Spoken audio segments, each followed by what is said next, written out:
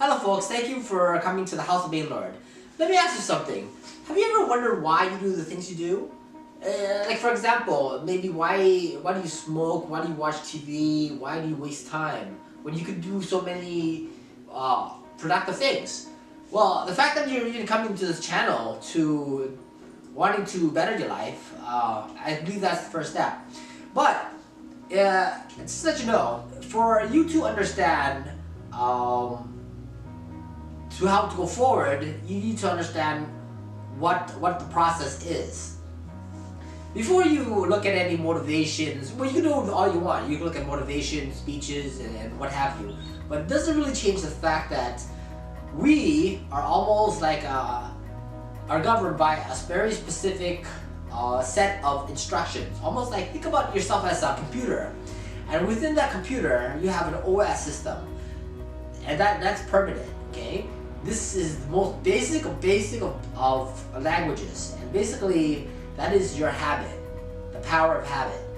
If you want to know more about this stuff, I suggest you read the book called The Power of Habit, and it'll fully explain. But basically, I'm just going to outline this for you. Okay, imagine you have something so powerful, so inherent that it's basically through evolution, it basically evolved. Okay, then you and this product is connected through evolutionary process. And that basically is habit. And so I'm going to break it down to you 5 steps on what this is, okay? So you further understand. And once you understand this, then you recognize the patterns. So it allows you to change it. Because remember, habits cannot be destroyed. It is so basic. What it can be is redirected, okay? You cannot one day decide you want to quit smoking for no apparent reason unless you do certain things to change that pattern or you replace it with something. Okay, so basically, number 1, the cue. This is the first step. It basically is set in terms of a time, place, signal, or some sort of sequence, okay, that allows the next step to go place. So basically, the first step in a habit is the cue. Second step is the action. The action basically represents the process of how you do things. Could be like smoking a cigarette, could be working out, whatever it is, it basically allows you to do whatever you need to do. The third is the reward. What are you getting out of this? This habit of yours, is it giving you some sort of reward, some sort of pleasure? That is the key. The fourth is the crave. The crave basically reinforces the reward, meaning that you miss the reward so much that you gotta go through the steps again. Okay, this is the crave. Obviously, cigarettes have nicotine. Alcohol allows you to have that buzz, I guess. Working out gives you endorphins. So basically, the crave is without this, then it doesn't really work. But the last step, what ties everything together, is the belief. That if you do this, something else will happen.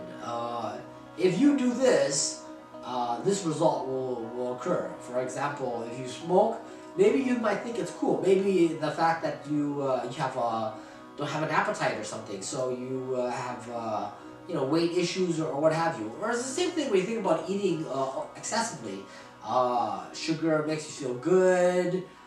You see a cupcake, it just triggers some sort of crave, and then you just eat it, and basically it's a cycle. Okay, so how does this help you? Well, you understand, as I stated before, the habits cannot be destroyed. It's so basic that it's almost like a reptilian part of us, okay, that we share with reptiles. It's basic. What we can do is change it. So, for example, if you, let's say, I don't know, smoke, and you notice that you smoke at a certain time, maybe try to replace that time with something else.